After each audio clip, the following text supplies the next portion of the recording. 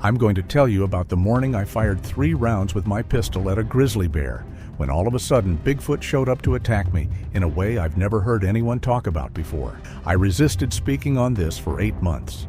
But I can't keep this to myself anymore, and the horrible truth about what Bigfoot is truly capable of has to be exposed.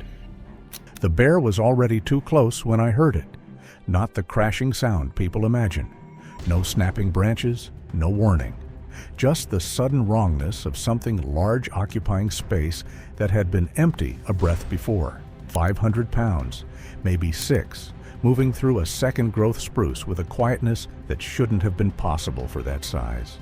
I had the .338 up before my mind caught up to what my hands were doing. 8 years in this corridor. You don't think about the rifle, your hands just know. I want to back up because the morning doesn't start there. The morning starts in the dark before first light, when I crossed into the lower corridor and the temperature dropped the way it does when you move from open hillside into old timber. Not a weather change, a different world. I've made that crossing dozens of times.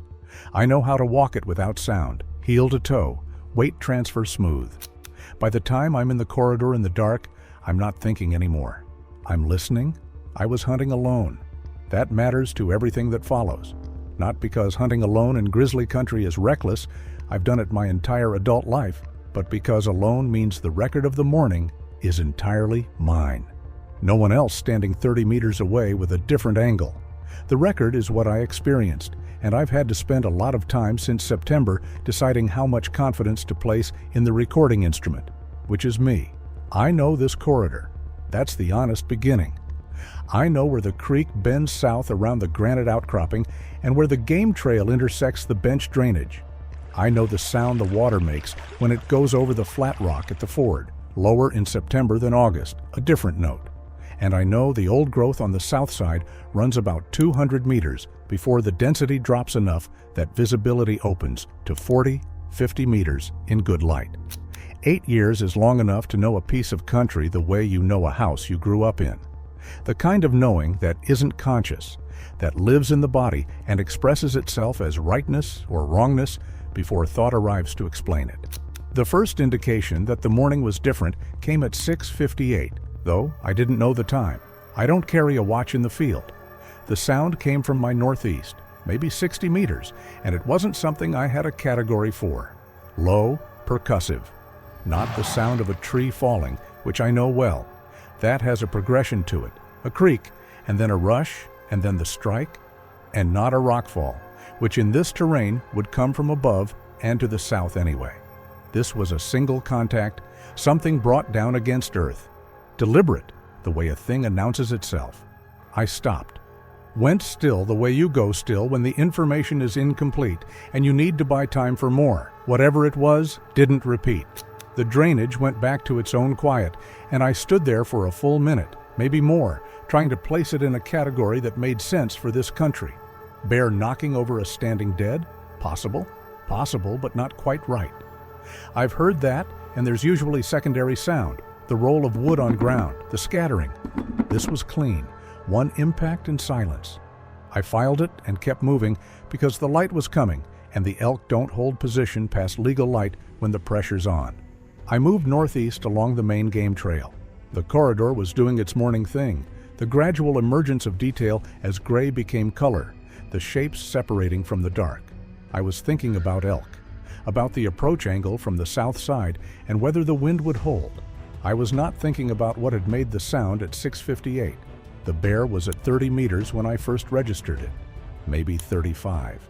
Moving through the second growth spruce on a line that would intersect mine in about the time it takes to draw a breath. The quietness of it was what stopped me first. That wrongness, that sense of displacement, the feeling of scale where scale shouldn't be. Then I processed what I was seeing, and the rifle came up. Bear 4, though I didn't have a name for it then. Just a mature male, close enough that I could see the silver tipping on its shoulders and the mass of the head and the way it moved with a low-slung power that elk don't have and deer don't have, a different kind of weight, the weight of something that has no serious predator in this ecosystem and knows it at a cellular level. Its nose was working constantly, that side-to-side movement, reading the air, compiling information I couldn't access. It was angled slightly away from me, which meant it hadn't fully fixed on my position yet. The wind was southeast to northwest. I was upwind. In about 3 more seconds, it was going to know exactly where I was. It didn't charge. That was the first wrong thing.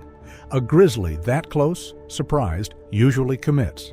The decision happens fast, and there's a shape to it. The lowered head, the ears, the bladed stance that shifts weight forward. I've had 2 encounters at distance that went to the charge, one when I was guiding a client and put myself between him and a sow with cubs, and both times the bear's body language telegraphed the decision before the charge began. This bear did none of that. It stopped. It looked at me, not the wild swinging look of a surprised animal, but something more deliberate, a fixed assessment, the way an animal looks at something when it's running a calculation rather than reacting to stimulus. And then it made a sound I had never heard a bear make before.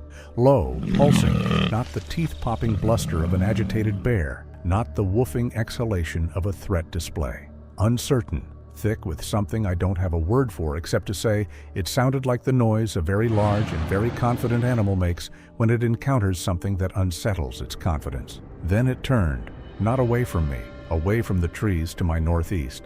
I was so focused on tracking the bear's retreat that I almost missed what it was retreating from.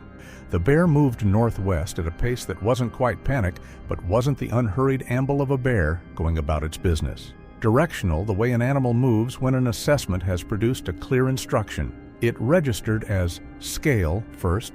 I don't know how else to say it. The eye catches proportion before the brain has vocabulary for proportion. In the tree line to my northeast, where the morning light hadn't fully penetrated the timber, there was a shape that was wrong. Not wrong the way a shape is wrong when it's ambiguous, when you can't tell if it's a stump or a standing deer or a boulder you hadn't accounted for. Wrong the way a shape is wrong when you can see it clearly and what you see doesn't fit. Upright, still, wide at the shoulder in a way that had no referent in my experience of this drainage or this terrain type, or I realized slowly, and with a sensation I'm still not able to name accurately, any terrain I'd ever hunted in the previous 8 years. It was watching the bear leave. I know what I was looking at. I know the word for it, Bigfoot. Then it turned and looked at me. What I experienced in that moment was not terror, not the animal terror of the bear encounter, which is physical and fast and operates below language.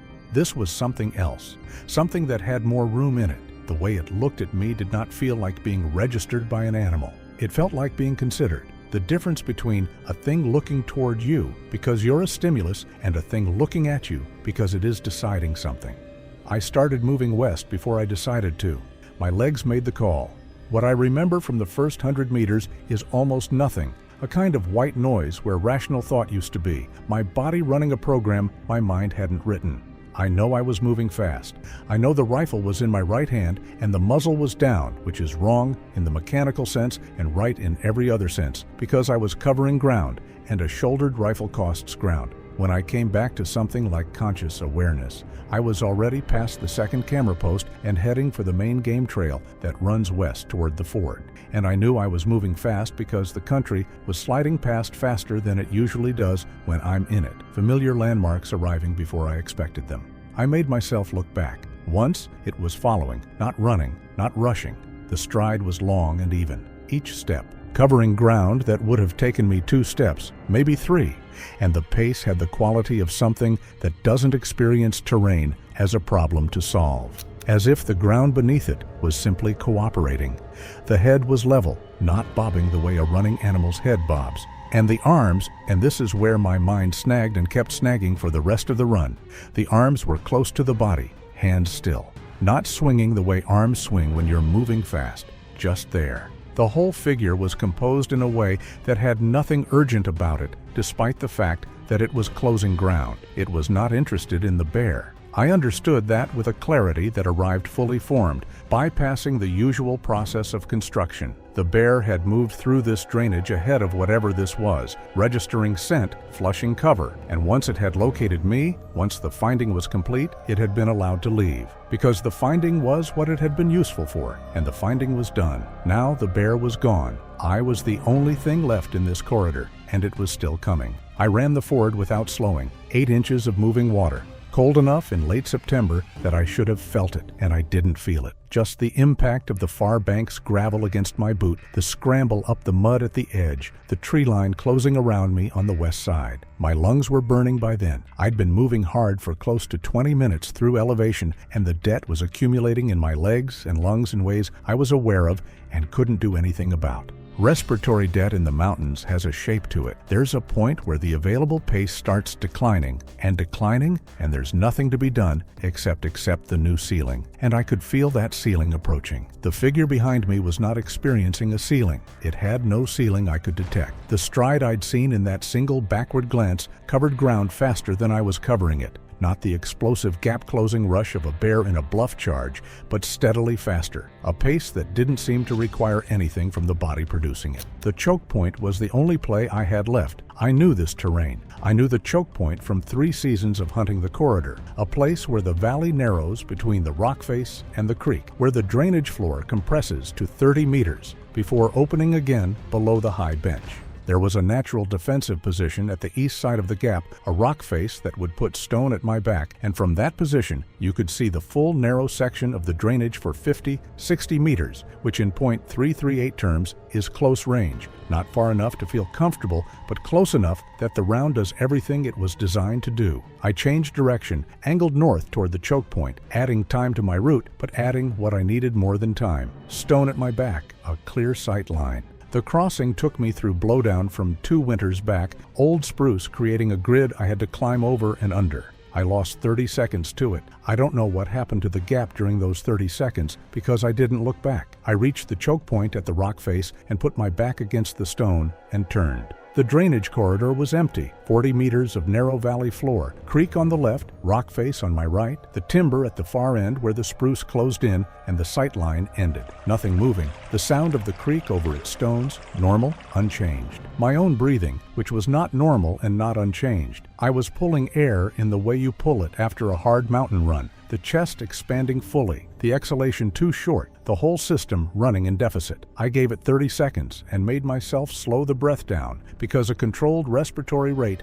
is a controlled trigger pull, and I was going to need the trigger pull to be controlled. I knew this terrain. Narrow gap, rock face on the east side, clear sight line back down the drainage. High ground in the relative sense. I was elevated maybe 3 meters above the drainage floor, which changes the geometry of a shot in ways that matter. The .338 was loaded. I'd been carrying 5 rounds in the magazine and 1 in the chamber through the whole morning, the standard field carry. 4,000 foot-pounds at the muzzle, a round designed for exactly the category of animal I might encounter here. Not designed for this, there is no caliber designed for this, but it was what I had, and I was using what I had. It came into view between 2 old spruce at the corridor's far end. I had spent the 20-minute run trying to rationalize what I'd seen in the tree line. Trick of light, bad angle, stress distorting scale. A bear standing on its hind legs looks wrong in the way upright bears always look wrong, and in partial light of a shadowed tree line, that explanation isn't ridiculous. It requires some contortion of the evidence, but it doesn't require you to accept something that reorganizes everything. Open ground in full morning light does not allow for those exits. What I saw was upright and bipedal and moving at the pace I had tracked during the run, that steady, patient, ground-eating pace that covered 9 feet per full stride. The head was level.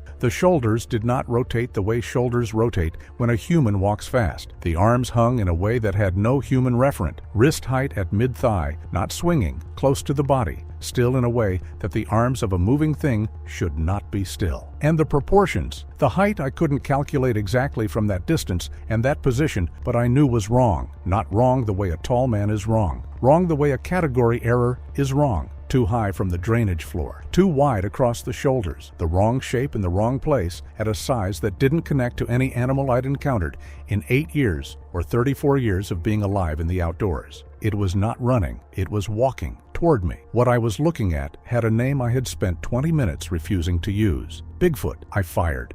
The .338 is loud enough in a canyon that the first shot takes everything for a moment. Sound, vision, coherent thought, all of it replaced by the report bouncing off the rock face and the creek canyon until it's hard to locate yourself in the noise. When it came back, I was already chambering the second round, the bolt handled without conscious instruction. I found the target in the scope and fired again. Then I shifted my weight from right foot to left, a practiced adjustment for changing angle, and fired a third time. Nothing. That is the word for what happened, and it is not a sufficient word. No reaction, no stumbling, no change in gait, no flinching. The rounds went somewhere. I heard 2 strike earth behind and to the right, but the third I am certain was on target.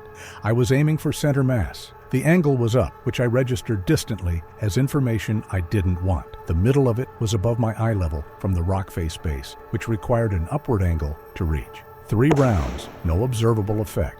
I kept firing because the act preserves the possibility the next round will matter. Every hunter who has ever raised a weapon at a dangerous animal knows this at a level that doesn't require articulation. You fire until something changes. The stopping, if it happens, is something that happens to you because the evidence against the possibility of the next round mattering becomes too large to continue past. 3 rounds. I stopped. There was a specific moment when I understood the 4th round was not going to change what the first 3 hadn't changed. That understanding arrived not as a conclusion I reasoned toward, but as something given, delivered whole. I stopped, and then I set the rifle down against the rock face. Not dropped it, set it, the butt finding stone, the barrel leaning, deliberate as setting down a tool you've decided isn't the right tool for the job. It was a choice made under conditions where no choice should have been possible, and yet it was chosen, consciously, clearly. Then I turned to the rock scramble above me, and I climbed, both hands on granite, feet finding purchase in cracks and ledges I'd never scouted because I'd never conceived of needing them. The rock face above the choke point wasn't technical climbing in the formal sense, no rope required, no specialized equipment, but it was the kind of terrain where misjudging a foothold costs you everything, where you have to commit weight to a hold before you're sure it'll take the weight. I committed every hold. I didn't think about whether the holds would take me. I climbed because the alternative was standing at the base of the rock face with an empty rifle and whatever understanding I'd reached about the empty rifle's significance. The rifle stayed where I left it. I didn't look back. I have tried to explain this to people who ask about it, and the best I can offer is this. Looking back was not going to change what I'd find, and what I'd find was going to cost me what I couldn't afford to spend. The math of the climb required everything, full attention, full commitment of every limb and pound of body weight to the problem of the next hold. Dividing that attention was the same as failing the climb, and I had already made the decision somewhere in the sequence of those 3 rounds and the silence that followed them, that the climb was the only thing that mattered. I needed my hands. That's what I said later, and that's what I meant, and it contains everything it contains. The bench opened above the choke point, and I crossed it at a run, arms driving, legs past the point of pain, into something that doesn't have a name. 200 meters of open ground, bench grass at knee height in September, the far tree line a dark line at the edge of my vision. I crossed it the only way you can cross open ground, with a gap closing behind you, at maximum effort. I made the far tree line and went in without slowing. Deeper, northeast, into terrain that steepened and got technical fast. The granite formation started, broken country where roots have to be found rather than followed. I found the ledge by accident, northeast face of a formation not on any hunting access map, no reason for anyone to go there. A narrow ledge at a height that required technical scrambling to reach, with an overhang above that would cut the wind and the sightline from below. I climbed up and sat down against the rock wall and did not move. The temperature dropped the way it drops in the mountains in late September, fast once the sun angle changes. I had a day hunt's worth of gear, not gear for a night at elevation. I managed. I did not build a fire. I sat against the rock and listened to the drainage below and heard nothing that told me where it was or how far or whether it was still in the country at all.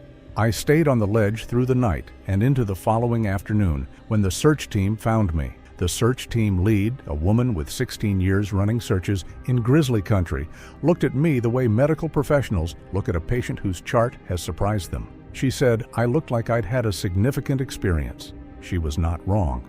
My statement that evening was incomplete, not dishonestly. I said what I could say, which was that I'd had a bear encounter at close range and made poor navigation decisions and ended up on the ledge.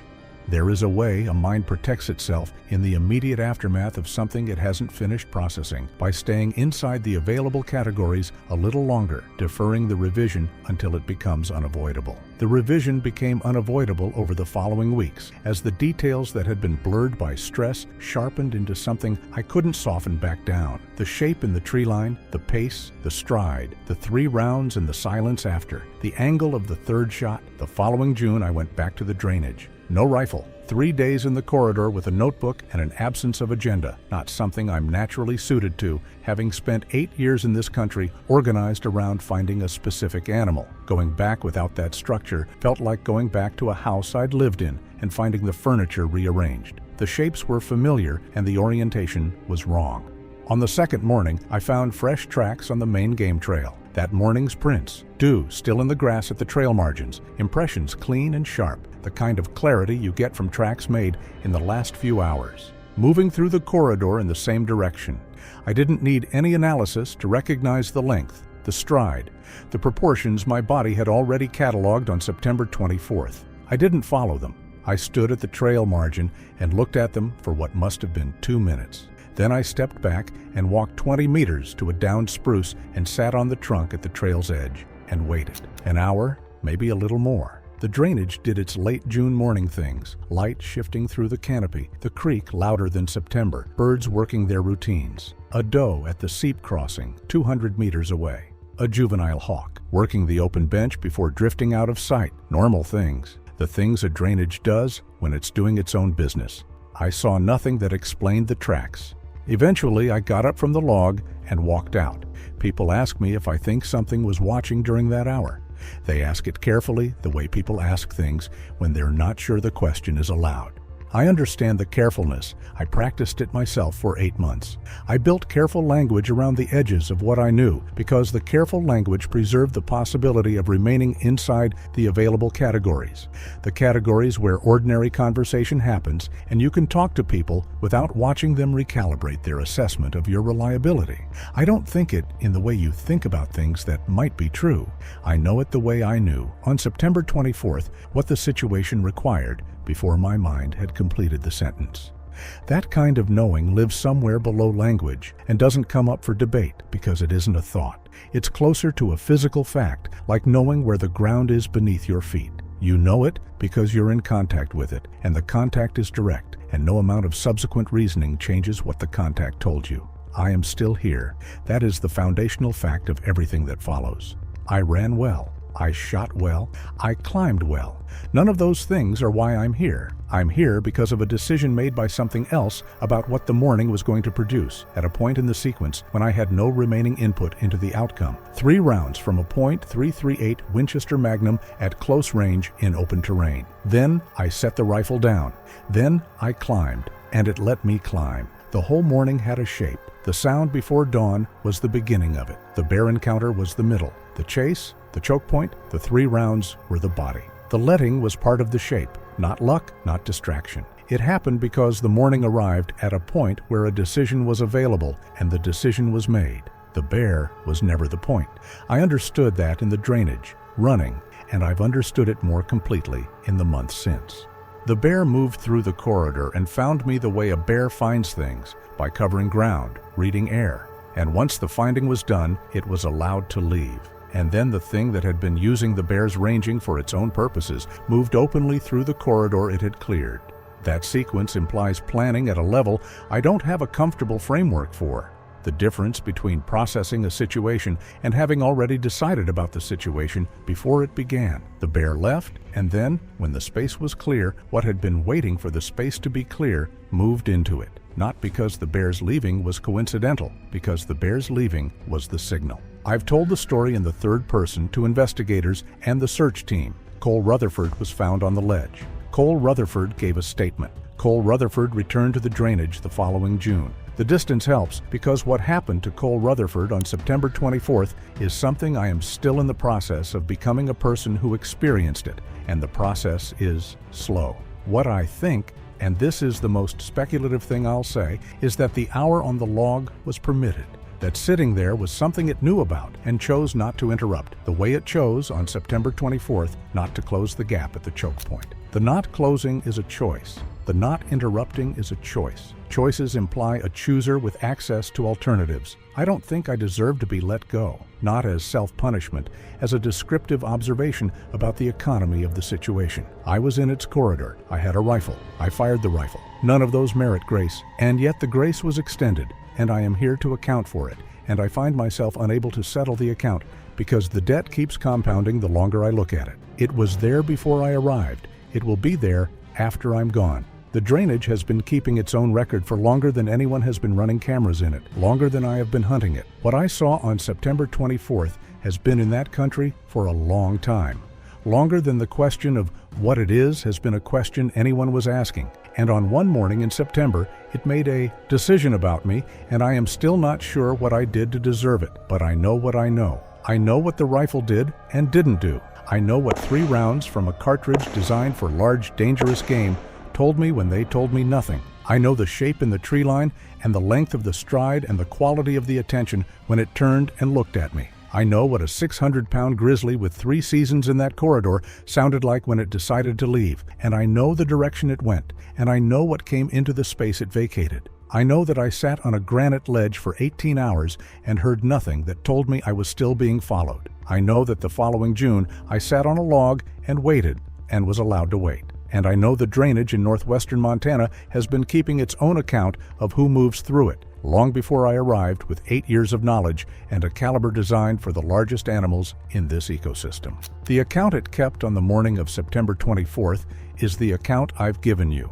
I haven't gone back in September. I'm not sure I will. There's a question I can't resolve, whether going back is an act of understanding or an act of testing something that has already been decided, whether it matters to whatever accounting is kept in that corridor, whether I return or not. What I can say is this: something that was there before I arrived and will be there after I'm gone moved through that drainage on one morning in September and made a decision about me that I am still trying to be worthy of. The rest of it lives in the corridor, in the prints that were in the mud at the game trail on a June morning when the dew was still on the grass, and a man who had survived something sat on a log and waited and was allowed to sit there as long as he needed. As long as he needed. I needed a long time. I'm still needing it.